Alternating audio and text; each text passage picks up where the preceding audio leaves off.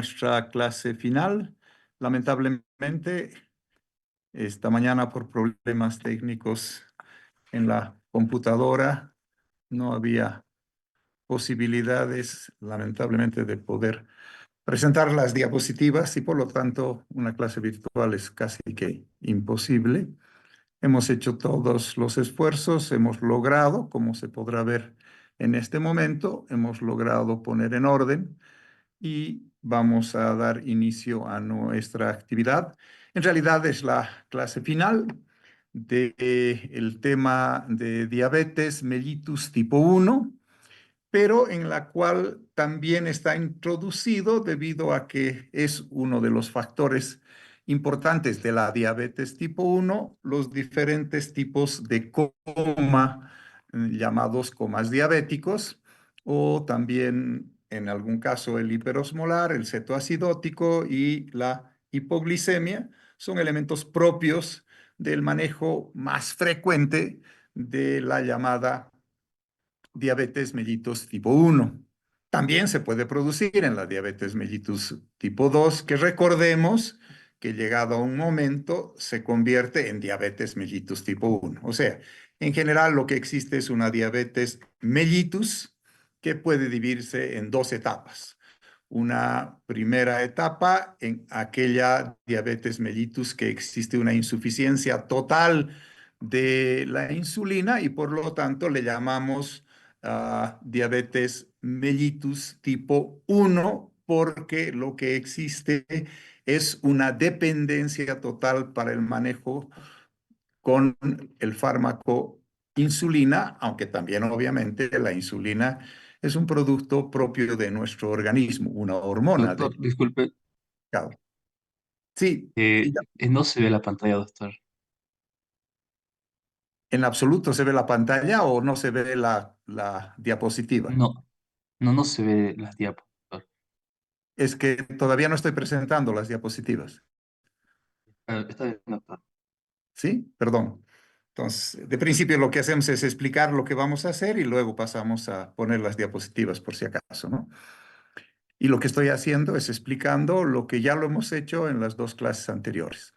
Entonces, en la diabetes mellitus tipo 1 se llaman insulino dependientes, antiguamente llamadas diabetes mellitus juveniles, porque se presentaban generalmente en personas menores. Y luego de eso viene la diabetes mellitus tipo 2, llamada insulino no dependiente, y que se caracteriza por el adulto en general. Sin embargo, como también habíamos dicho anteriormente, estas cosas han cambiado muchísimo y lo que nosotros en este momento vamos a hacer es simplemente hablar de las complicaciones que llevan adelante el manejo de cualquier problema de diabetes y estas complicaciones tienen que ver necesariamente con los llamados comas diabéticos. Y por último, terminaremos con lo que corresponde a la forma en que se maneja la insulina, los diferentes procedimientos que hoy se utilizan. Los cambios, gracias a la tecnología, son asombrosamente diferentes, hasta terminar en el páncreas artificial o terminar en lo que hoy se puede hacer, células madre, como ya hemos visto el día de ayer, y así sucesivamente. Eh, Iniciamos, por lo tanto, la presentación a través de diapositivas. Todo el trabajo previo ha sido hecho a través de mapas conceptuales, como lo han visto, y como también en esta oportunidad vamos a hacer un repaso también general de todo esto a través de lo que son los mapas conceptuales. Iniciamos la presentación de las diapositivas.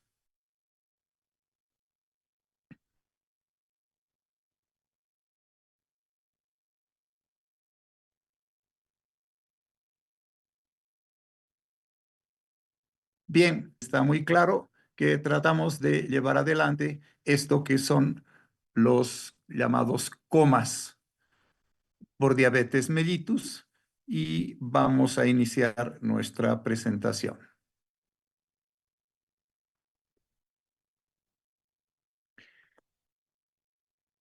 Cuando hablamos de comas por diabetes mellitus, debemos comenzar por algo que ya también lo hemos visto previamente y es la llamada forma de debut. Quiere decir, hay pacientes que pueden haber pasado 20 años que son diabéticos y que nadie se daba cuenta de que eran diabéticos, no tenían muy clara sintomatología o si la tenían no le daban la importancia que correspondía. Nunca se habían hecho los estudios de laboratorio y por lo tanto, al no tener los estudios de laboratorio, no había forma de tener de principio un diagnóstico. Lo hemos dicho, es una enfermedad crónica que tiene como característica que pasa demasiado tiempo entre que comienza a elevarse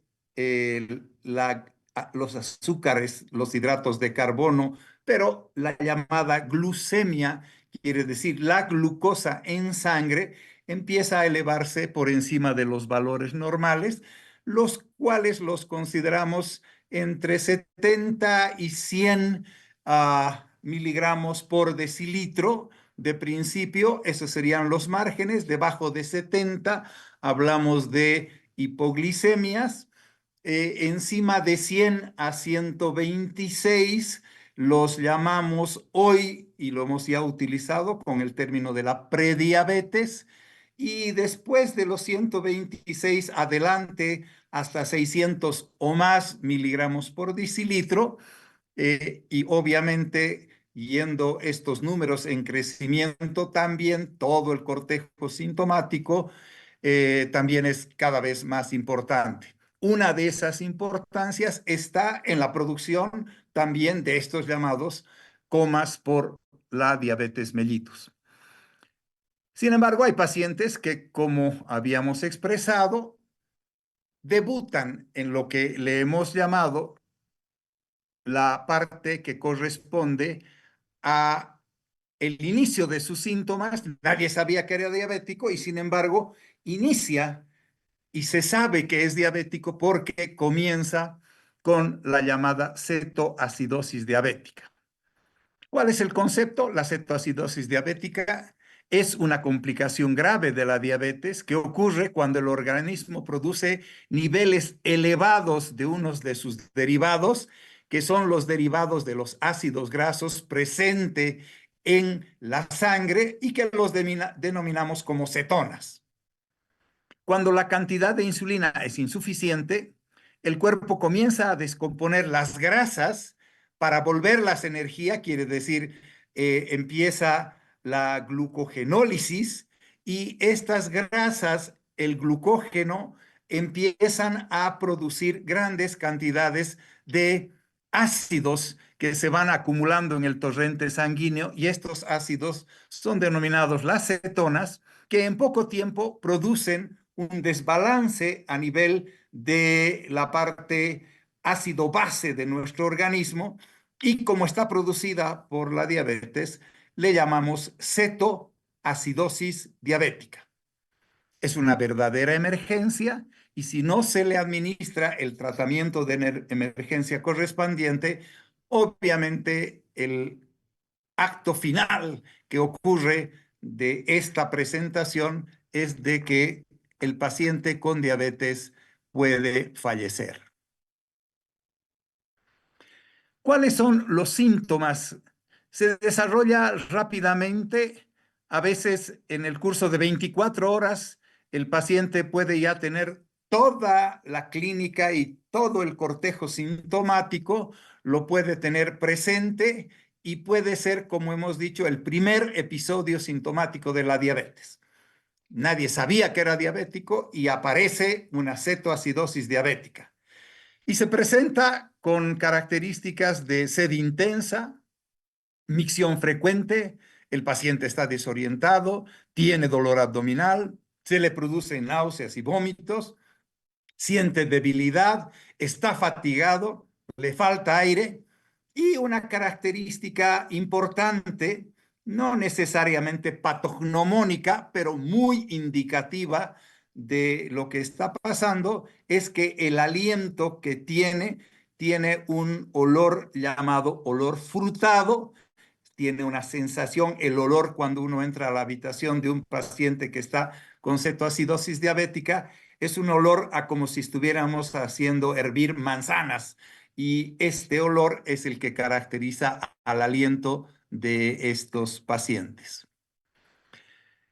¿Cuáles son los signos específicos que se tienen? El signo específico, obviamente, es el nivel alto de glucosa a nivel sanguíneo con un límite superior a 300 miligramos por decilitro. Y principalmente lo que se hace es tener niveles altos de cetona en orina. Por eso es que cuando existe un paciente que es diabético y puede realizarse no solamente cuando aparece, sino cuando se le sube a esos niveles la glucemia, el paciente puede no estar claro de lo que le está pasando, pero sí le indican principalmente que si hay un centro de salud, si hay uno de sus familiares que sí sabe del tema y demás, se tenga en la casa donde existe un diabético, se tenga una cintita que puede medir la cantidad de cetonas en la orina.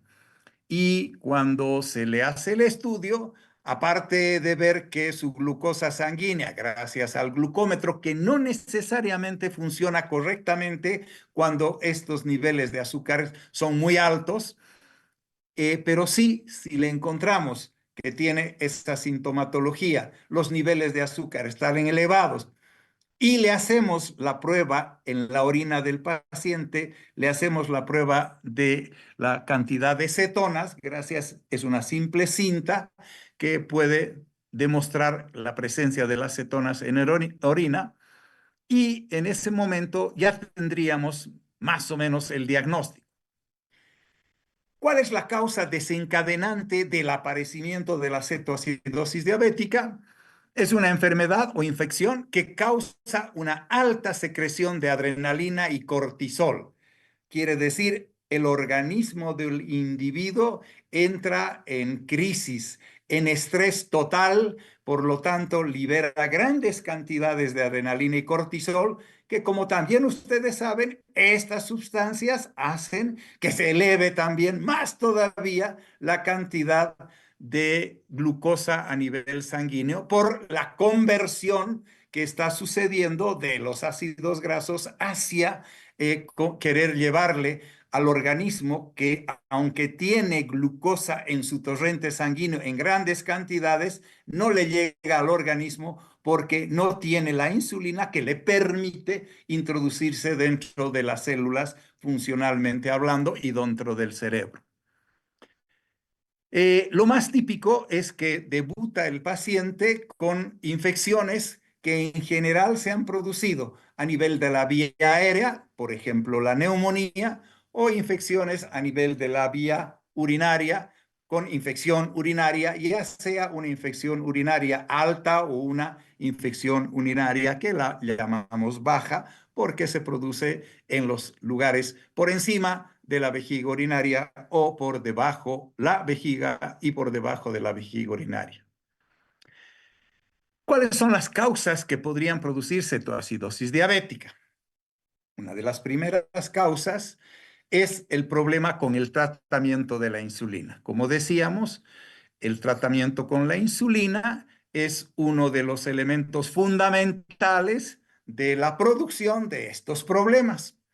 Y el problema que tratamos con insulina y no le hemos administrado la dosis que le correspondía al paciente porque no tenía el medicamento, porque se habían olvidado, porque se habían equivocado, por cualquier motivo no recibió la cantidad de dosis que el paciente necesitaba o se le hizo una administración de la insulina que no era la adecuada. Si el paciente estaba normal y tiene un traumatismo físico o un traumatismo emocional muy importante, que también le lleva el gran estrés a grandes cantidad de secreción de adrenalina y de cortisol, pues desencadena todo el proceso de un cambio de los ácidos grasos, las proteínas y toda la glucogenólisis, y se trastroca la gluconeogénesis y este paciente empieza a tener grandes cantidades de glucosa a nivel de su torrente sanguíneo.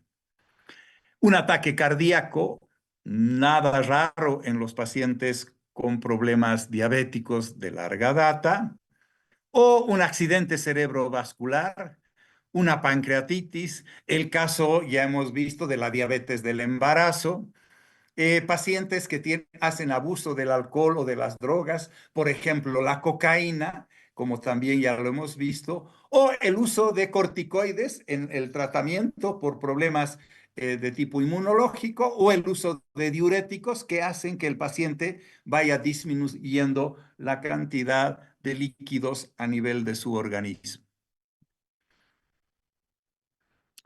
¿Cuáles son los factores de riesgo? O sea, ¿en quiénes se va a producir en general la cetoacidosis diabética? En los pacientes que tienen diabetes mellitus tipo 1, como decíamos en alguna oportunidad, es el coma cetoacidótico diabético, que es lo primero que presenta, el primer cuadro. Nadie sabía que era diabético y él se presenta, el paciente, ya con todos los signos y síntomas de la diabetes tipo mellitus tipo 2.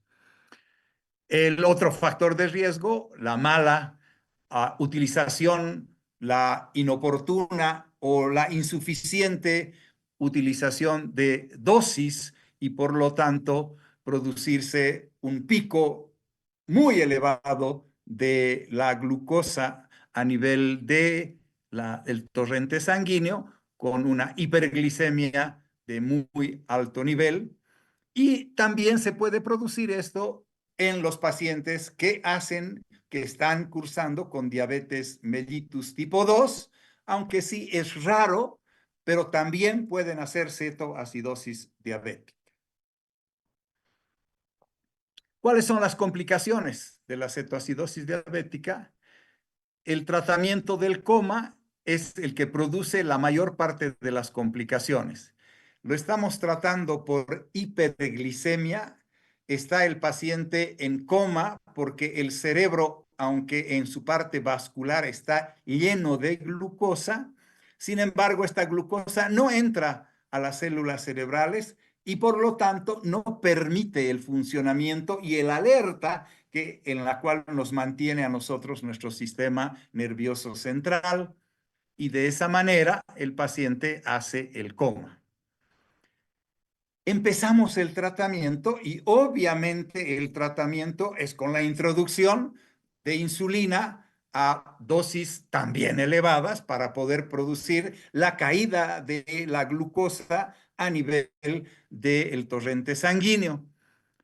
Pero muchas veces se hace difícil el poder controlar esta caída de la glucosa en el torrente sanguíneo, y lo que hacemos es de llevar de una hiperglicemia importantísima al paciente, llevarlo a hipoglicemia. Y tenemos que cambiar el tratamiento y se vuelve algo más difícil porque también estamos con problemas de cambios ácido-base a nivel del torrente sanguíneo, y no solamente hay cambios de ácido-base por el aumento de los cuerpos cetónicos, sino también existe un nivel bajo de potasio llamada hipocalemia. Esta hipocalemia, debido a que cuando se sube la glucosa, llega al umbral máximo que puede soportar un riñón, es que la glucosa esté en alrededor de 180 miligramos por decilitro. El riñón todavía retiene algo de la glucosa, y por lo tanto esta glucosa no se sale afuera, y al salirse afuera, cuando pasa los 180 miligramos por decilitro, la glucosa arrastra agua. y el momento que la glucosa ha arrastrado el agua, se produce una rápida y drástica hidratación, que es deshidratación en el caso del paciente, y que por lo tanto lo que nosotros tenemos que hacer es también hidratarlo en forma importante. Y al perder también el agua, lleva la glucosa y arrastra el potasio. Al perder el paciente grandes cantidades de potasio y la colocación de la insulina, el paciente lamentablemente también empieza a desequilibrarse peligrosamente, va bajando el potasio en su sangre y se van alterando las funciones cardíacas principalmente, a nivel de los músculos y a nivel del sistema nervioso. Por lo tanto, entramos en catástrofe. Y cuando sucede que se está deshidratando, se sucede que el acto de la hiperglicemia en las células cerebrales lo que hace es que las células cerebrales lo que hacen es empezarse a edematizar. Y cuando se edematizan, producen edema cerebral, y este edema cerebral es producido principalmente porque de principio estaba en hiperglicemia a nivel de los vasos sanguíneos del cerebro, y de pronto le hemos hecho caer esa hiperglicemia, arrastra esto el problema a las células cerebrales, y estas células cerebrales, por haber demasiado líquido, la única forma de compensarlo es edematizándose, reteniendo líquido, en otras palabras. Este es un mecanismo muy frecuente, el más conocido, sobre todo cuando se realiza el edema cerebral en los niños, complicando el cuadro en forma importante. ¿Cómo realizamos el diagnóstico de la cetoacidosis diabética? Se realiza por la exploración física que ya se tiene cuando el paciente está en coma. El paciente que ha entrado en coma empieza ya a hacérsele toda la exploración física y ya se puede llegar al diagnóstico. Cuando el paciente nunca ha sido conocido como diabético, es bastante difícil. Pero si el paciente alguna vez ya ha tenido cetoacidosis diabética, la Organización Mundial de la Salud aconseja a todo paciente diabético el tener una manilla, el tener una identificación en la cual dice soy diabético, y que diga qué es lo que hace. Diabético tipo 2, que realiza tal tratamiento, tales hipoglicemiantes orales, o soy diabético tipo 1, en que manejo tales insulinas en tales dosis, para que el personal médico que vaya a atender a este paciente no tenga que estar adivinando lo que van a hacer, sino tenga que estar actuando de inmediato y en la forma más correcta posible. En este caso, lo que se hace, se pide de emergencia un análisis sanguíneo. Obviamente, lo más importante es la glucemia, y que se encuentra, como hemos dicho, elevada por encima de 300 miligramos por decilitro. A nivel de sangre también se encuentran los cuerpos cetónicos, que también están elevados. El pH sanguíneo está alterado a nivel, porque existe una, como por eso es cetoacidosis, altera hacia el lado ácido nuestra sangre, que generalmente está en alrededor nuestro pH sanguíneo de 7 a 7.3, y este es un espacio demasiado restringido, o para abajo o para arriba, se producen alteraciones en todo nuestro organismo. En este caso, si se trata de acidosis, baja de 7 el pH, que sería más o menos neutro, hacia el lado más ácido, y altera el funcionamiento de todas las células de nuestro organismo. Cuando tenemos cetoacidosis, ya se ha hecho el diagnóstico de cetoacidosis diabética, se pueden hacer pruebas adicionales, por ejemplo, ver cómo están los electrolitos, el sodio, el cloro, el potasio, el calcio a nivel de la sangre. Se puede hacer el análisis de orina, donde también se volverán a ver los cuerpos cetónicos a nivel de orina. Hacer la radiografía de tórax, porque no se puede estar diciendo, ahí está el foco, la enfermedad que ha desencadenado este coma cetoacidótico diabético, porque podríamos diagnosticar una neumonía o también podríamos hacer un electrocardiograma y nos podría estar diciendo que este paciente podría estar realizando una alteración a nivel del corazón por una obstrucción principalmente vascular y por lo tanto podría estar haciendo un infarto agudo de miocardio. No presenta la sintomatología que nos vendría a contar el paciente en su motivo de consulta, porque el paciente con coma cetoacidótico está en coma, quiere decir, ha perdido la conciencia y no se comunica con el medio ambiente. ¿Cuál es el tratamiento que llevamos adelante en estos pacientes que tienen coma cetoacidótico? El primer tratamiento es obviamente una emergencia y una obviedad es que este paciente está hospitalizado.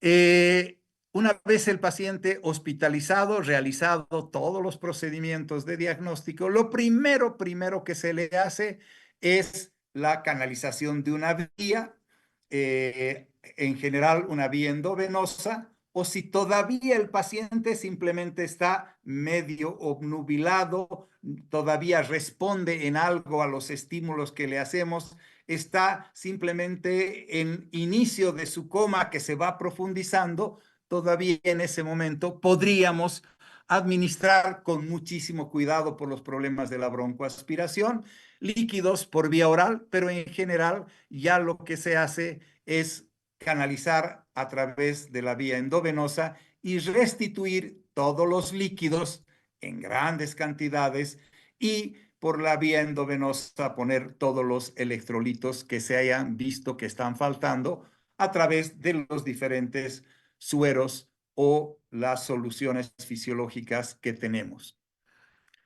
Cuando la glucemia está ya por debajo de 200 miligramos por decilitro y se ha visto que la sangre ya existe, su acidez va modificando y va volviéndose más neutra y va pasando hacia el lado alcalino, en ese momento recién se pasa a ponerle la insulina endovenosa o la insulina por vía subcutánea.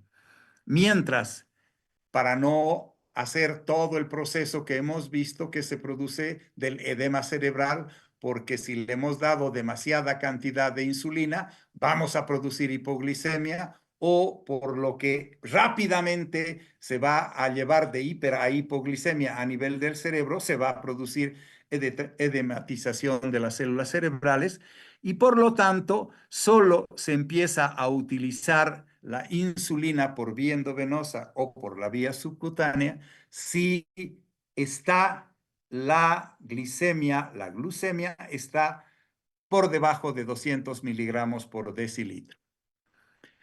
Si hay signos de infección, lo que hay que empezar es a utilizar antimicrobianos que vayan a atacar aquella infección que nosotros estamos suponiendo que es la que ha llevado el paciente o aquel motivo de estrés que ha llevado al paciente a desencadenar la cetoacidosis diabética. Y principalmente debemos también ir haciendo una supervisión constante, monitoreo de su frecuencia cardíaca, de su electrocardiograma, de las características del paciente, evaluando la posibilidad del riesgo de la aparición del infarto agudo de miocardio o de la instalación de algunos cambios de ritmo, algunos problemas de bloqueos, algunos problemas de cambio de la conducción auriculoventricular que nos puede dar y nos puede decir que está empezando a haber algunas fallas a nivel de la estructura cardíaca. Bien, como hemos visto, A este se le llama coma cetoacidótico. Por otro lado, aparece el otro síndrome diabético que también puede producir el coma y que se llama síndrome diabético hiperosmolar. ¿Qué quiere decir el hiperosmolar? Que es una enfermedad grave que se produce cuando los niveles de glucosa sanguínea son extremadamente altos. Ayer hemos expresado por encima de 600, 700 miligramos por decilitro. En otras palabras, tiene sangre y en realidad esa sangre no es más que azúcar dentro del torrente sanguíneo, por lo tanto con un grado de osmolaridad increíble y por eso se le llama síndrome diabético hiperosmolar. Esta enfermedad se manifiesta más comúnmente en personas que tienen diabetes mellitus tipo 2. Ya hemos dicho, en el cetoacidótico generalmente es la forma en que debutan los que tienen diabetes tipo 1, pero también pueden hacerlo los que tienen diabetes tipo 2. En general, también pueden hacer síndrome diabético hiperosmolar los que tienen diabetes tipo 1, pero es característico de los pacientes que tienen diabetes mellitus tipo 2. En el síndrome hiperosmolar diabético, el cuerpo trata de deshacerse como sea de la glucosa de la sangre y se la pasa hacia la orina. De esta manera, hemos dicho, pasan los 180 miligramos por decilitro y arrastra la cantidad de agua en forma importantísima, que a la vez esta cantidad de agua va a arrastrar también algunos de los electrolitos, pero lo que en este caso no se produce es que ha desencadenado también el cuadro el cambio de los cuerpos cetónicos. En este caso, no hay cuerpos cetónicos, sino existe una deshidratación severísima del paciente porque este paciente a través de la orina está perdiendo grandes cantidades de agua y también alguna parte importante de electrolitos. Como lo que pasa en el síndrome cetoacidótico, si no se trata el diabético hiperosmolar, se produce una deshidratación que es de tal magnitud que si no se trata, el paciente difícilmente puede sobrevivir. Por lo tanto, la atención médica, el diagnóstico, los antecedentes y el tratamiento inmediato del paciente, por eso que los antecedentes y la identificación que pide la Organización Mundial de la Salud, debería ser un acto esencial. Quiere decir que todos deberíamos estar, cuando tenemos algún familiar diabético en la familia, ya sea tipo 1 o tipo 2, deberíamos saber perfectamente reconocer cuando entran en estos problemas de los comas y saber qué se debe hacer, cómo se debe manejar, pero obviamente siempre pensando que estos pacientes deben ser inmediatamente trasladados a los sistemas hospitalarios para su atención de calidad.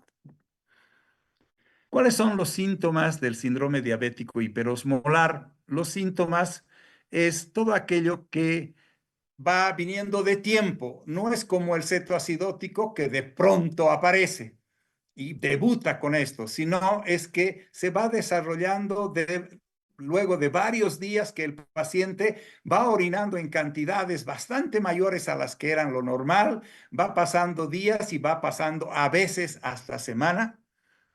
Y también puede ser el primer episodio sintomático del diabético y como decíamos, los niveles de glucosa están por encima de los 600 miligramos por decilitro. Pero si nosotros hacemos el estudio con la cintita de orina para ver en la orina, no habrán cuerpos cetónicos en ese caso en particular. ¿Cuáles son los síntomas que preceden a el coma, al síndrome hiperosmolar? Primero, si se ha deshidratado en forma importantísima, es una sed excesiva, su boca está totalmente seca, apenas puede hablar porque al paladar, aumenta la cantidad de orina en forma importantísima. Obviamente su piel está seca, no puede haber sudoración, está caliente y el paciente tiene fiebre. La fiebre puede estar desencadenada por dos elementos importantes.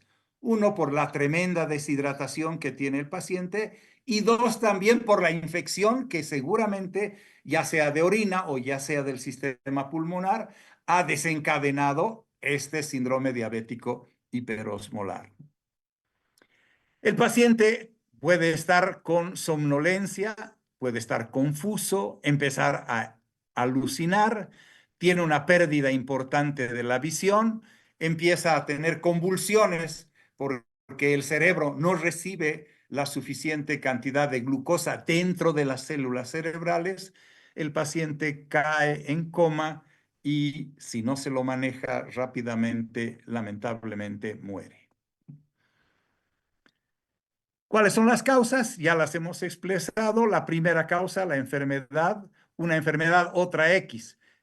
Cuidado, no solo las infecciones son las que desencadenan, también pueden ser otro tipo de enfermedades, otro tipo de alteraciones, por ejemplo, a nivel del tubo digestivo, a nivel del sistema renal, pero que no tiene que ver con los problemas necesariamente infecciosos, sino con fallas a nivel del sistema renal y por lo tanto pueden haber también cambios a nivel de la glándula tiroides, alteraciones importantes, a nivel de las suprarrenales con el problema del cortisol.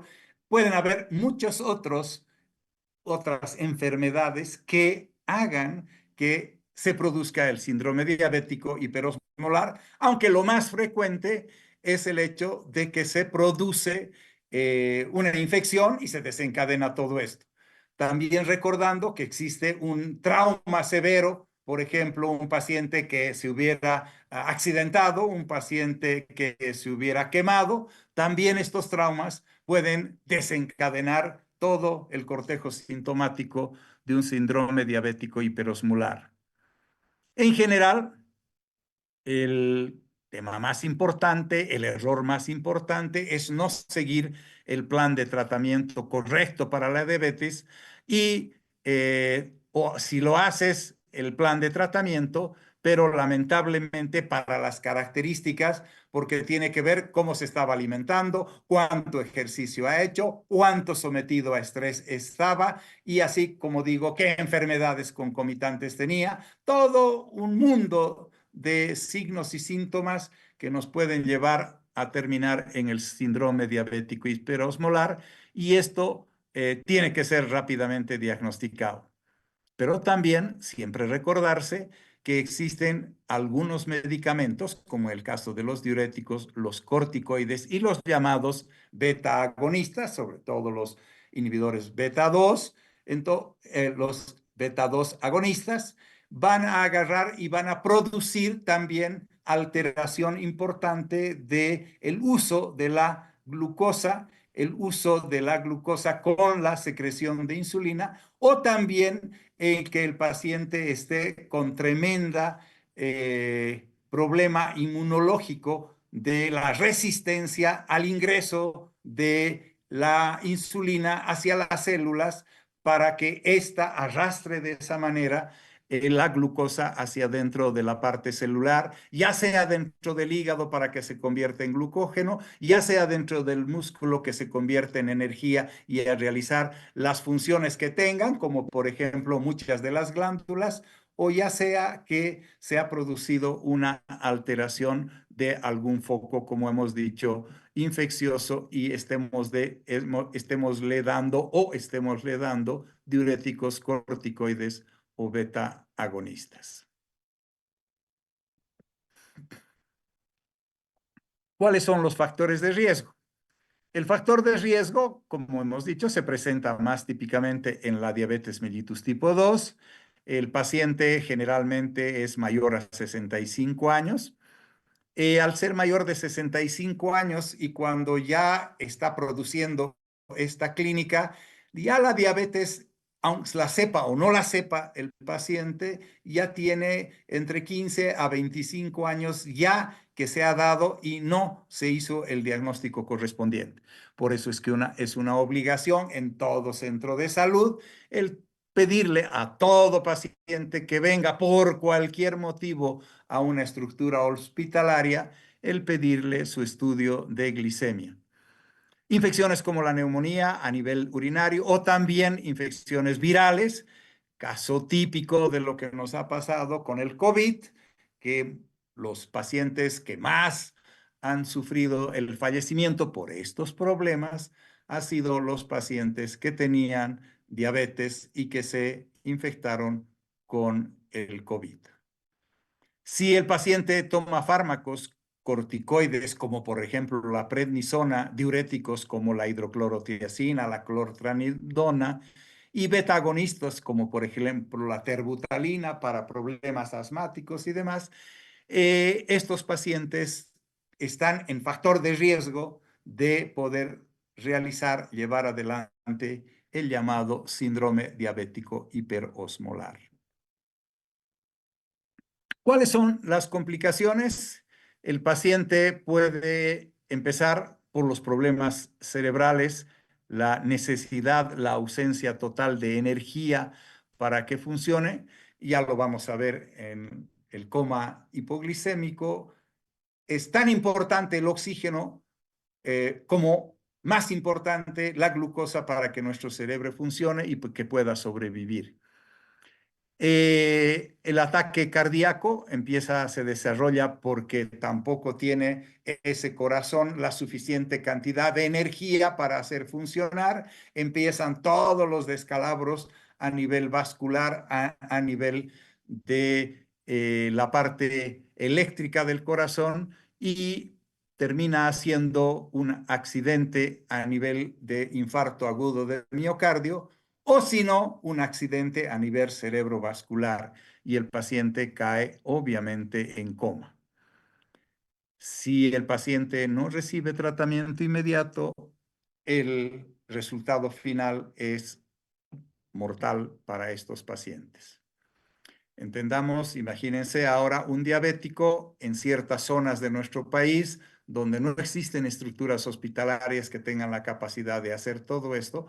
Por lo tanto, lo más probable es que el paciente no tenga tiempo para tomar la ambulancia y venirse desde esos lugares hasta los centros hospitalarios. Por eso es que debe repartirse hospitales que tengan tercer nivel en los lugares importantes. Solo por poner un ejemplo, Villa Tunari, por poner un ejemplo, Misque, Guayquile, por poner un ejemplo, en toda la parte de lo que es Valle Bajo, Valle Alto, lugares donde tenga que atenderse a estos pacientes, ya que la diabetes es una enfermedad bastante importante en nuestro medio.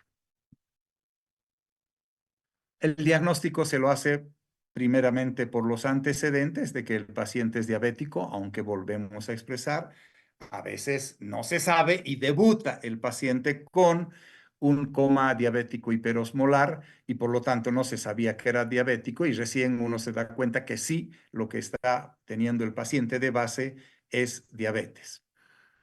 Las pruebas principales, el análisis de sangre, el análisis de orina, detectar las infecciones, como hemos dicho, la radiografía de tórax, también investigar a nivel de la patología cardíaca o renal, urea creatinina, y investigar a través de un electrocardiograma si no se está instalando un infarto agudo de miocardio. ¿Cuál es el tratamiento? La obviedad es que si el paciente ha llegado deshidratado pero seco a un paciente hacia el hospital, lo que se tiene que hacer es administrar en forma muy rápida, administrar por vía endovenosa los líquidos correspondientes, generalmente soluciones que tienen que ver con, en general, soluciones salinas, o también tiene que mezclarse las soluciones salinas con las soluciones glucosadas. ¿Por qué? Porque vamos a tener que utilizar insulina y no necesariamente vamos a utilizarla en las cantidades exactas. Es mejor que el paciente tenga ligeramente elevada, 200 miligramos por decilitro, su glicemia o su glucemia, y a que tenga hipoglicemia y siga en coma y nosotros no nos estamos dando cuenta que el paciente se está muriendo por hipoglicemia.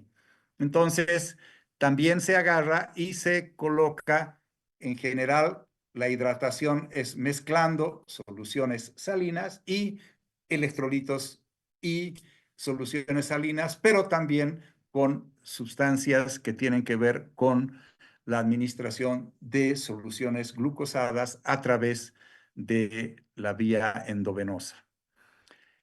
También debemos administrar, obviamente, está muy claro, debemos administrar por vía endovenosa la insulina para reducir los niveles de la glucosa en sangre y hemos dicho que no podemos ser tan drásticos porque vamos a ir a producir otras alteraciones importantes, como por ejemplo el paciente hacer edema cerebral o hacer el paciente también el problema de hipoglicemias severas.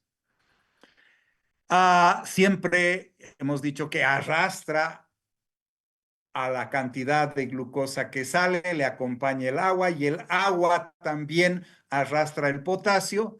Debe colocarse potasio, añadirse fosfatos, sodio y también tienen que administrarse, por eso decíamos, soluciones electrolíticas para que las células funcionen correctamente. Junto con esto debemos dar los antimicrobianos correspondientes de acuerdo a la sospecha que tenemos de la infección y también saber que se puede estar produciendo una insuficiencia cardíaca o se puede también estar produciendo por la gran cantidad, la deshidratación severísima del paciente, alteraciones de las funciones renales. Pasamos a ver también lo que le llamamos coma diabético. El coma diabético tiene como concepto, es una complicación de la diabetes que produce la pérdida del conocimiento. Esto es coma. Y que también es potencialmente fatal. ¿Qué quiere decir? Que si no manejamos el coma diabético, si no manejamos la hipoglicemia, entonces el paciente muere. Cuando se entra en un coma diabético y te encuentras con vida, lamentablemente no te puedes despertar ni responder intencionalmente a los estímulos, ni visuales, ni sonoros, ni cualquier otro tipo de estímulo que hagas. Por lo tanto, si no hay comunicación con el paciente, no tenemos que estar perdiendo el tiempo en tratar de saber qué es lo que tiene. Pero si ha venido con familiares y se conoce que es diabético y tiene los signos y síntomas de una hipoglicemia, se inicia rápidamente todo el protocolo de manejo de paciente con hipoglicemia. Y en general puede también en el coma diabético, puede producirse glucemias muy altas o muy bajas.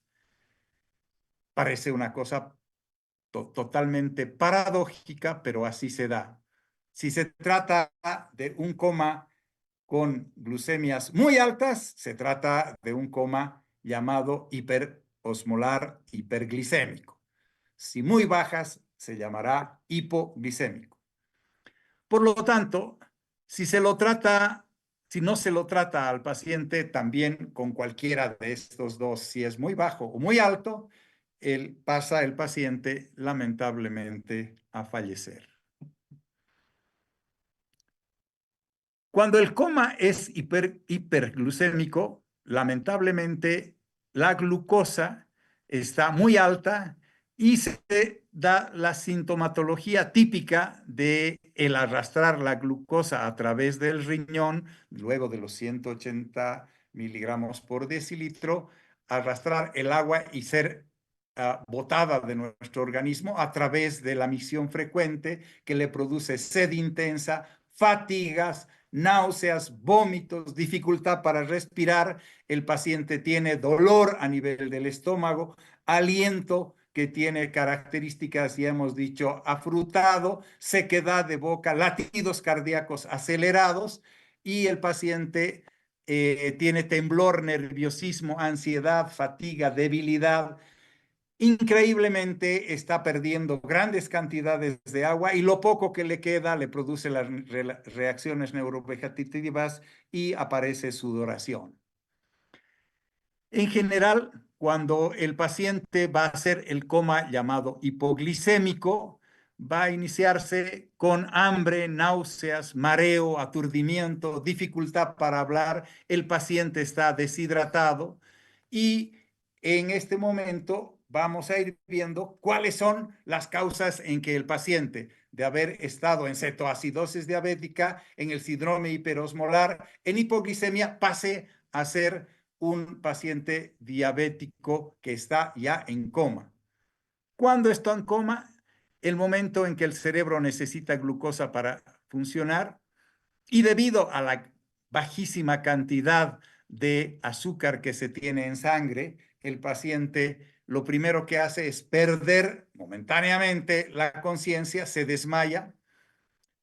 Cuando la hipoglicemia se ha instalado, puede producirse una cantidad también se instala porque si era hiperglicémico, le hemos puesto insulina, nos hemos excedido en la cantidad de insulina y por lo tanto no tiene la suficiente cantidad de alimentación, quiere decir glucosa que le ingrese porque es insuficiente el ingreso por los alimentos y el paciente termina con hipoglicemia o que ha realizado ejercicios demasiado exagerados y por lo tanto se ha consumido toda su glucosa que tenía en sus acciones a nivel muscular o que ha debido beber demasiado alcohol y que por lo tanto también ha habido una alteración total en la cantidad de glucosa que él necesitaba y al final todos terminan con el mismo efecto.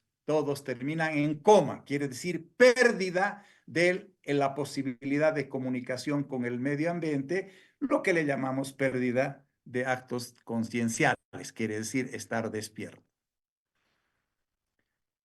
¿Cuáles son los factores de riesgo cuando existe dificultad en la provisión de insulina, una enfermedad, un traumatismo, una cirugía? Pacientes diabéticos que entran a cirugía y se descontrolan y producen estos tipos de coma. Diabetes que están muy mal controladas, muy difíciles de manejar. Pacientes que utilizan lamentablemente insulina para perder peso y por lo tanto exageran y caen en hipoglicemia o pacientes que consumen en general alcohol o drogas ilegales. Una de las drogas más importantes para producir estos problemas es el poder realizar la ingestión de cocaína. Cuando se produce el coma diabético, ya sea a nivel de la hiperglicemia o de la hipoglicemia, más importante en la hipoglicemia, lo que se produce no solo es que el paciente ha entrado en coma, sino que empieza el sufrimiento, el daño de las células cerebrales y llega el momento en que ya no hay vuelta para atrás. Ha sido tanto el tiempo que le ha faltado glucosa a las células del cerebro, aunque hay gran cantidad de glucosa a nivel de los vasos cerebrales y el cerebro empieza a tener un daño permanente. Consecuencia también del tiempo por el edema cerebral y demás, la muerte del paciente. Por lo tanto, si se padece de diabetes, es importantísimo y muy conveniente usar un collar o una pulsera que identifique las características médicas del paciente y que le permita, por lo tanto, al personal médico, a la gente que lo va a ver, a reaccionar más rápidamente y no estar perdiendo en tiempo en tratar de averiguar clínicamente y demás de qué es lo que tiene el paciente. Paciente que viene en coma y era diabético, tiene un problema de coma diabético. Y ese coma podría ser que sea por por hiperglucemia o por problema de demasiada insulina y tener hipoglicemia.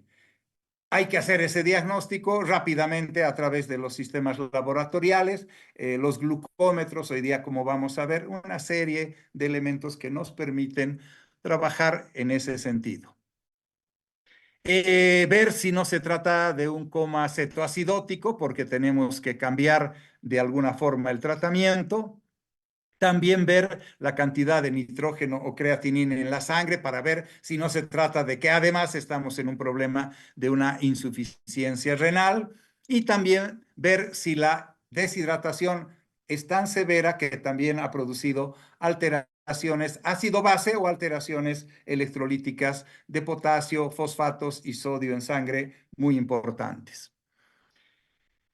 Si nosotros agarramos y hemos hecho todos estos análisis de laboratorio, ya hemos expresado que si tiene hipoglicemia, lo que tenemos que hacer es colocarle glucosa.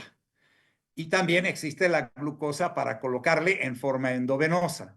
Pero también lo hemos explicado el primer día de las clases, cuando hemos hablado del glucagón, hemos hablado que el glucagón es obviamente la sustancia más importante para el tratamiento del coma hipoglicémico, por lo que hace es hacer la conversión de glucógeno rapidísimamente en sangre, lo vuelve al glucógeno, lo vuelve glucosa y se produce la glucogénesis nuevamente, y esto hace que se pueda el paciente llevarle azúcar, llevarle glucosa hacia el torrente sanguíneo, y de esta manera el paciente deja de estar en hipoglicemia o glucemia. El tratamiento, si el nivel de azúcar en sangre está demasiado bajo, se debe administrar una inyección de glucagón, lo acabamos de decir, lo que aumentará rápidamente el nivel de azúcar a nivel de sangre. Pero también se le puede administrar dextrosa. En general, esta dextrosa se tiene al 33%, quiere decir ampollas de dextrosa al 33%, y se le debe administrar por vía intravenosa para aumentar los niveles de glucosa en sangre.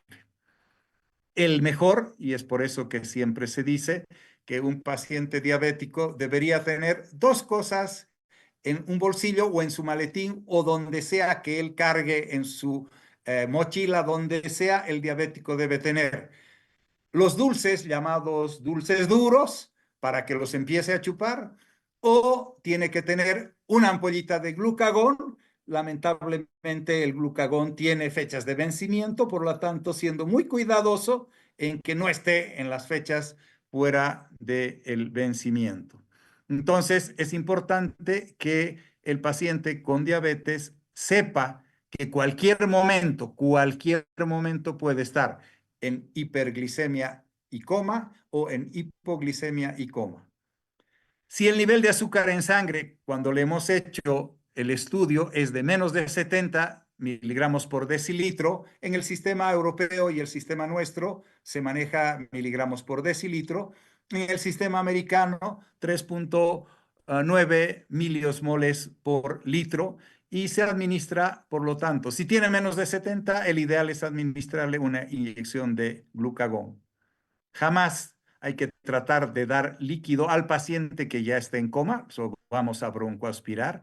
Tampoco le debemos inyectar insulina a la persona que creamos que está por algún motivo muy especial que no los pueden decir en los antecedentes, está haciendo hipoglicemia. No le vamos a agarrar y poner más insulina todavía, porque después revertir su hipoglicemia será un acto bastante más difícil. Bien, empezamos a hablar ahora. Hasta ahora hemos hablado de todas las complicaciones del manejo de la insulina en los pacientes o de la presentación de las diabetes en los pacientes diabéticos tipo 1 y tipo 2. Ahora lo que vamos a ver es cómo se utiliza la insulina y qué conceptos existen en base a estas necesidades de insulina para poder cumplir, porque si hay algo difícil, muy difícil, actualmente el manejo computacional de las necesidades de los páncreas llamados artificiales o de las bombas de insulina, hoy día, gracias a que existen nuestros celulares, gracias a que un celular es toda una computadora y puede hacer todo un procedimiento matemático y los cálculos se pueden realizar cada 5 minutos, se puede saber en cuánto está la cantidad de glucemia, obviamente la glucosa en sangre, y el avance es tan grande, como también lo vamos a ver, que ya hoy día empiezan a necesitarse conceptos importantes. El primer concepto es de dosis basal. ¿A qué le llamamos dosis basal? Es en general a la dosis que se proporciona una cantidad constante que existe de insulina y que es liberada todo el día y toda la noche. O sea, nosotros tenemos constantemente, día y noche, comamos, no comamos, hagamos lo que hagamos, tenemos liberándose cantidades bien importantes de insulina para poder hacer que nuestro cuerpo funcione. ¿Con qué funcionamos? Funcionamos a través de los hidratos de carbono convertidos en glucosa o, claro, también existen las fructosas, algunas otras sustancias llamados azúcares básicos. ¿Qué es lo que hace la dosis basal que se va a utilizar de insulina? Mantiene los niveles de glucosa en sangre y se lo controla también por la cantidad de glucosa. ¿Dónde se almacena la glucosa? Principalmente en forma de glucógeno, como lo hemos dicho en la primera clase. El hígado es el lugar más importante de almacenamiento. Y de allá, pues el glucógeno va a terminar convirtiéndose en glucosa. Por algún motivo falla el procedimiento, las grasas van a tener que convertirse otra vez en energía y esto tiene que ser envolverse glucosa. Y por último, las proteínas van a tener que y también van a tener que volverse en glucosa. Todo este procedimiento tiene que ser controlado a través de la homeostasis que se tiene que realizar en nuestro organismo y esto es continuo, día y noche. Cuando hablamos de dosis basales, cuando estamos dando la cantidad basal, generalmente 100 unidades, 70 unidades, 40 unidades, dependiendo de si el paciente es obeso o no es obeso, dependiendo de la edad que tiene, dependiendo del sexo que tiene y demás, las necesidades de cada individuo son totalmente diferentes en cada uno de los momentos especiales en que se vive. La dosis en bolo le llamamos a la que proporciona una dosis de insulina cuando tú vas a introducir dentro de nuestro organismo principalmente los hidratos de carbono, a los que les llamamos comida.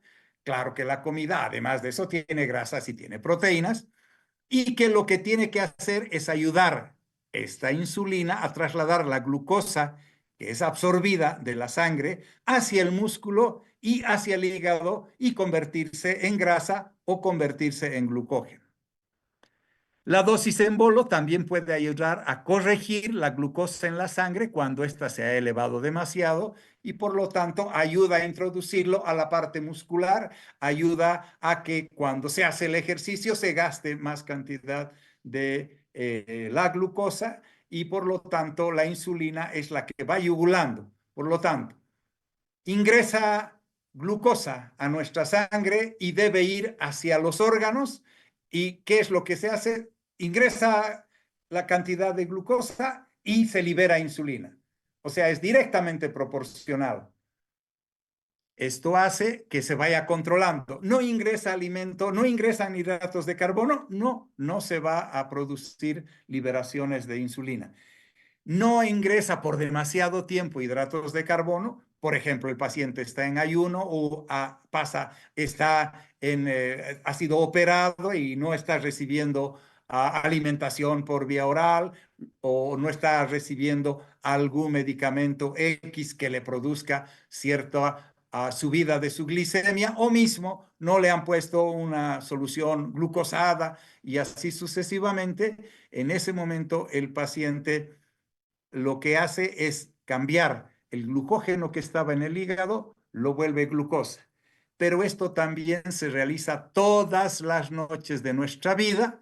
El cortisol, por un lado, y por otro lado, la insulina, juegan con el glucógeno y van haciendo que, imagínense si ustedes, si hacemos hipoglicemia en el momento que estamos dormidos, ¿cómo nos damos cuenta? Nos pasamos al sueño de los justos y quedamos simplemente para que nos entierren. Entonces, nuestro organismo es tan sabio que ha hecho que eso sea un engranaje que cuando estamos durmiendo y hacemos hiperglicemia porque no nos hemos podido alimentar como corresponde o ha pasado que nos hemos subido en la cantidad de insulina, nuestro organismo lo que hace es hacer los métodos de compensación, principalmente a través de la parte hormonal. La melatonina juega una labor importante y también la cantidad de cortisol que se va a producir. Y esto hace que sea más difícil, aunque también se produce hipoglicemias en los momentos en que estamos dormidos. En general, la dosis en bolo también se llama para las dosis llamadas nutricionales.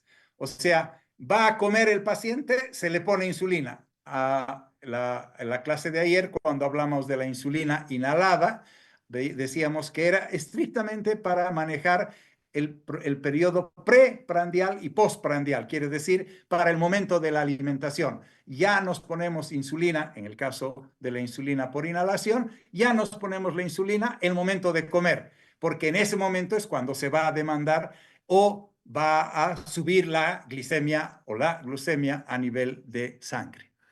O en el momento entre las comidas o en el momento de que hayamos realizado o no ejercicios o tengamos o no enfermedades. Todo juega en este grave problema. Lo importante, lo más importante, es iniciar el tratamiento, el manejo con la insulina lo más rápido posible y hay que controlar siempre cuán rápido funciona después de la inyección. Ya hemos visto ayer, al ver las insulinas, los diferentes tipos de acción rápida, de corta, de larga, de acción intermedia, prolongada. Ya hemos visto todo esto con las diferentes características de cada una de las insulinas y sus farmacocinéticas.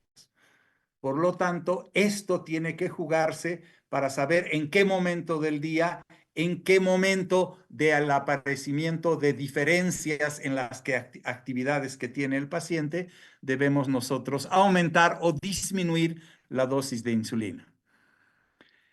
Hay que recordarte siempre que el punto máximo es el momento en que el azúcar en sangre va a estar muy elevado, hiperglicemia, y en ese momento es cuanto más necesita insulina el paciente.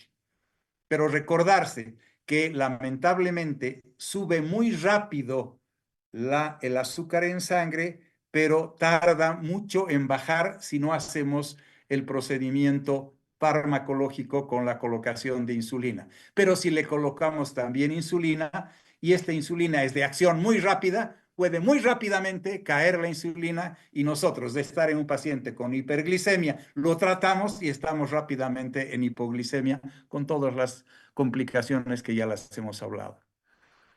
¿Qué duración tiene que tener esta cantidad de insulina, esta dosis de insulina? Lamentablemente, tiene que tener un tiempo total en que permanece en el territorio sanguíneo y lo que nosotros tenemos que hacer es que tiene que permanecer el tiempo necesario para que disminuya el azúcar en sangre. Por eso hay insulinas que tienen vidas medias encima de 42 horas e insulinas medias que tienen su vida media no más de 1 hora, 2 horas, 3 horas, 4 horas o 12 horas. Y así tenemos que jugar con todos esos tipos de insulina. Y como hemos visto ayer, también trabajamos mezclando las diferentes insulinas, recordando como en la clase de ayer que no todas las insulinas se pueden mezclar. Hay contraindicaciones importantísimas cuando nosotros vamos a mezclar las insulinas y existen también procedimientos especiales para mezclar las insulinas, como lo expresa nuestro caso. Para el manejo terapéutico de la insulina es lo más importante saber la dosis y la frecuencia. La dosis quiere decir la cantidad de insulina en unidades que le vamos a dar y la frecuencia es cuántas veces al día. Como habíamos dicho, de la insulina normal, de la insulina regular, tendríamos que dar hasta 5 veces al día y hasta antes de que aparezcan las nuevas insulinas. Imagínense, el paciente tenía que estarse inyectando insulina 5 veces al día y esto por 20, 30 años. Tienen que imaginarse la cantidad de veces que se ponía en riesgo al paciente. Y depende de su peso, depende del tipo de insulina que se le coloca, que se toma. De hecho, la insulina no ingresa por vía oral, jamás se toma, ingresa por vía subcutánea y endovenosa, como hemos expresado la primera clase y el día de ayer. La cantidad y la clase de alimentos que consume. Si consume solo proteínas y le pones insulina en grandes cantidades, porque como ha comido mucho, un tremendo asado, crees que el paciente va a elevar su glicemia y te estás confundiendo porque la glicemia tiene que ver con los hidratos de carbono, de ahí sale el azúcar. ¿Cuánta actividad física está realizando? ¿Qué nivel de azúcar tenía previamente? ¿O qué nivel de azúcar estamos encontrando? ¿Y qué otras afecciones de salud, aparte de la diabetes, tiene que desencadenan todo el equilibrio del manejo de la insulina? Bien, vamos a ver también en qué formas se maneja la insulina. Esto a grandes rasgos está muy bien explicado. Se tiene ya seguramente cuando vean en diabetes tipo 2, también en la parte del uso de los llamados hipoglicemiantes orales y todo aquello que tiene que verse el manejo global de la diabetes. Van a ver que las insulinas se utilizan en jeringas y que vienen con agujas especiales de diferentes tamaños, unas para los pacientes cuyo tejido celular subcutáneo es muy delgado, otras para los pacientes que tienen un tremendo tejido celular subcutáneo, los obesos, y por lo tanto para colocar en el lugar que corresponde, tejido celular subcutáneo y no a nivel de piel o a nivel de músculo, para colocar la insulina y por lo tanto esta insulina tiene una graduación totalmente diferente en los miligramos a los mililitros, aunque a veces esas son confusiones que llevan muchas veces a la muerte de los pacientes. En general, lo que se hace es inyectar la insulina en forma vertical hacia el tejido celular subcutáneo. Existen lugares como en el abdomen, en la parte de la espalda, en la parte del brazo, en la parte de los muslos, lugares especiales donde tenemos mayor cantidad de tejido celular subcutáneo y que no vayamos a inyectar la insulina en lugares que no corresponden. Aparte de las jeringas de insulina, tenemos las llamadas bombas de insulina. Las bombas de insulina es una máquina pequeña. Hoy día se dice, antes se decía del tamaño más o menos que sea un comunicador, antes las llama personas, antes los VIPs que se llamaban. Hoy día los celulares que bombea la insulina por debajo de la piel durante todo el día, de acuerdo a las necesidades que tiene el paciente. Y habíamos expresado que hoy día están computarizados, tiene características especiales, la misma máquina calcula cómo va haciéndote cada 5 minutos tu nivel de glucosa y va viendo cuánto va pasando el tiempo y cuánto estás haciendo el nivel de glucosa, calcula hace el pronóstico, hace la curva y en base a eso dice hay que colocarle tanto de insulina. Está conectada a debajo de la piel, al tejido celular subcutáneo a través de una sonda pequeña que conecta también a través de una bomba hacia una aguja pequeña que es insertada debajo de la piel. También existen, aparte de las jeringas de insulina, las plumas de insulina. Ayer ya hemos explicado que son estas plumas desechables que contienen ya dosis fijas de diversas insulinas en diversas cantidades. Quiere decir, el paciente lo único que hace es agarra en este caso, la pluma de insulina, la coloca en contacto con su piel, hace la colocación de la insulina, sale la aguja e inyecta. Por ejemplo, vienen en 10 unidades, 30 unidades, 20 unidades, 100 unidades, 200 unidades. El paciente sabe cuántas unidades de qué insulina debe utilizar y estas llamadas plumas de insulina, que no son más que igualito que un bolígrafo, no es como si tuviera un bolígrafo el paciente. Lo que tiene este bolígrafo, su tinta, es insulina en diferentes formas y en diferentes cantidades y en diferentes mezclas. Estas plumas tienen insulina y son desechables. Una vez que te has colocado, se agarra y se bota la pluma. Contienen la insulina y también son liberadas debajo de la piel y con, en algunos casos, agujas que son reemplazables. Y se utiliza los cartridges, quiere decir, los recipientes de insulina son los que se cambian. Existe el inhalador, como hemos hablado ya ayer, que utiliza un pequeño dispositivo para inhalar el polvo de insulina a través de la boca y generalmente se lo utiliza, como hemos dicho, para la parte preprandial y postprandial para controlar la elevación del azúcar. ¿Qué es lo que más le perjudica al ser humano? ¿Qué es lo que más le problematiza al ser humano? Es el pico de insulina y lo que es peor, la mantención de la cantidad de la insulina en niveles altos por tiempo. Hay gente que le es casi que imposible bajar la insulina de 200 miligramos y mantiene mañana, tarde y noche, semanas y meses con su glicemia, su glucemia por encima de los 200 miligramos, cuando lo normal es menos de 100. Quiere decir que esa hiperglicemia destruye por lo menos la parte de los nervios, la parte que corresponde al ojo y por lo tanto tenemos todos los problemas de las retinopatías y va destruyendo también los glomérulos a nivel del riñón, va destruyendo las partes musculares, articulares y demás y produciendo la destrucción tanto por las llamadas micro y macroangiopatías. Aparte del inhalador, tenemos la creación de un puerto de insulina. Quiere decir, ya existe un lugarcito en el cual se agarra y se coloca. No tienes que estar buscando diferentes partes en tu cuerpo, diferentes lugares donde vayas a colocar la insulina. Existe ya un catéter de insulina que está colocado a nivel debajo del tejido de la piel y este puerto, se le llama puerto, contiene una sonda que se adhiere a la piel y que se la utiliza simplemente con forma adhesiva y se inyecta la insulina de acción rápida y generalmente esta sonda es utilizada con una pluma o una jeringa normal de insulina. Quiere decir, es un puerto, allá va y se deposita la insulina sin estar buscando otros lugares.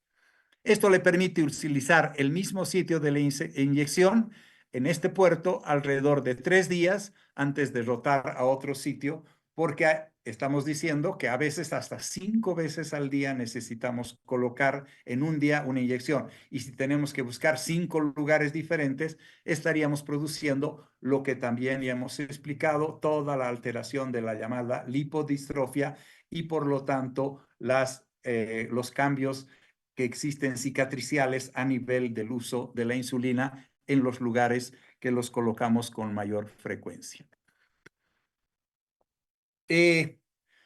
Por último, en lo que es las formas de la administración de la insulina, hoy día hablamos del páncreas artificial, que se lo conoce como de circuito cerrado, que se lo conoce como el CSII, que es de infusión de insulina en circuito cerrado, en la abreviación en inglés, y que en el 2016, lo que quiere decir no hace mucho tiempo, entre comillas, la Food Drug Administration de Estados Unidos aprueba el primer páncreas artificial para personas con diabetes tipo 1 y que tengan mayor de 14 años. Hoy se habla de que ya podría estar utilizándose en niños lo normal hasta 4 años y excepcionalmente hasta niños que tienen diabetes tipo 1 de 2 años. Ya se están utilizando algunos páncreas artificiales de circuito cerrado y hoy día ya existen de primera generación y de segunda generación. ¿Qué es lo que hace un páncreas artificial? Se agarra y se arma ya un depósito especial que se lo implanta debajo de la piel para conectar el medidor de glucosa continuo y el aparato es el que agarra y él hace los cálculos que ya les he expresado y controla los niveles de glucosa en sangre cada 5 minutos y va a través de una bomba de insulina a colocar la cantidad de unidades que necesita el paciente luego de los cálculos que ha hecho la computadora, que es la bomba de insulina. Esa computadora ya hace los cálculos y le coloca lo que el paciente necesita. Si ha estado haciendo ejercicios, ha cambiado obviamente las cantidades de insulina y por lo tanto seguramente no va a necesitar grandes cantidades de insulina porque habrá bajado en forma importante su glucosa. Entonces, hoy está informatizada el manejo de la insulina y lo que le llamamos a esto el páncreas artificial. Dispositivo que libera automáticamente la cantidad obviamente correcta de insulina de acuerdo a lo que el medidor que se tiene, la computadora, agarra y lo indica. Aquí habríamos terminado sin antes expresarles también que, como ya hemos dicho el día de ayer, que existen ahora trasplantes pancreáticos, se trasplantan páncreas, se trasplantan y se crean células madre. De las células madre se van y se convierten en células beta productoras de insulina y que se las coloca en algún lugar, no necesariamente en el páncreas, pero también hoy existe trasplante de páncreas. En general se hace el trasplante de páncreas cuando también el paciente necesita trasplante de riñón. O sea, se hace el trasplante de riñón para que el paciente viva porque los diabéticos terminan en insuficiencia renal crónica severa y hay necesidad de trasplantarles el riñón. Pero imagínense en un paciente que hay que trasplantarle el riñón, es diabético y no se lo puede manejar muy bien, ese riñón va a terminar en el tiempo otra vez con problema de insuficiencia. Entonces, para apoyar esos dos elementos, entonces lo que se hace es trasplantar también el páncreas. Todavía falta mucho en cómo se va a manejar los trasplantes pancreáticos, todavía el rechazo sigue siendo importante, aunque se ha avanzado muchísimo en todo el manejo farmacológico de evitar los rechazos a los trasplantes renales o a los trasplantes pancreáticos o a los trasplantes cardíacos que existen o a los trasplantes pulmonares u otros órganos que actualmente se trabajan en el nivel de trasplante. Bien, como ustedes pueden ver, estamos a minutos de la terminación de nuestra clase. Hemos hablado de todos los temas que nosotros habíamos expresado que teníamos que hacer y simplemente con el objeto de mostrarles, quería poder hacer esta pequeña demostración antes de terminar nuestra clase y esta demostración tiene que ver con lo mismo que hemos hablado en este momento, las complicaciones clínico-terapéuticas de la diabetes mellitus tipo 1 y tipo 2. Como pueden ver, aquí tienen toda la problemática que se produce en las terminaciones nerviosas, las macro, las microangiopatías y las características en las alteraciones, la cetoacidosis diabética, de cómo sale, cómo da, qué se hace, qué síntomas tiene, qué signos específicos, qué complicaciones, el diagnóstico, cómo se realiza, el tratamiento, en una forma más esquemática, más resumida que simplemente las diapositivas. Y de esta manera nosotros también podemos presentar cualquier tipo de lo que se llama la teoría, la podemos presentar en mapas conceptuales y podemos ver esquemáticamente resumidas, pero altamente productivas en sentido de aprendizaje. Por la fijación de los conocimientos, podemos presentar este tipo de mapas conceptuales que nos permiten también a nosotros estudiar, retener y por lo tanto aprender la materia más fácilmente por un sistema de conocimientos integrado, estructurado y muy fácil de ser digerido por el estudiante. Eso es todo lo que nosotros tendríamos que haberles explicado. Pidiendo las disculpas por esta mañana. Como les digo, si la computadora con la que das la clase no funciona, porque hay ciertas cosas que son increíbles, pero suceden, que justo el rato de querer empezar a producir todo para dar la clase, lamentablemente la computadora se le ocurre que debería reinicializarse para poder hacer la actualización correspondiente y que iba a producirse aproximadamente en 15 minutos, lo cual ya nos daba lamentablemente tarde para comenzar y podernos comunicar, y que después de haber sucedido eso, gracias a Dios, no pudo funcionar y nos quedamos sin computadora y después hemos tenido que hacer todo el procedimiento para poder hacer funcionar, porque sin las diapositivas, sin los mapas conceptuales, sin todo ese material que se tiene, se nos hace algo casi que imposible el poder hacer una clase virtual y no solamente una clase del bla bla, sino de demostración como es lo que queríamos hacer. Disculpas por eso, pero bueno, igual esta clase a este horario era lo normal y lo único que hemos hecho es cumplir con lo que tenía que hacerse, aunque de principio pensábamos adelantarlo para esta mañana.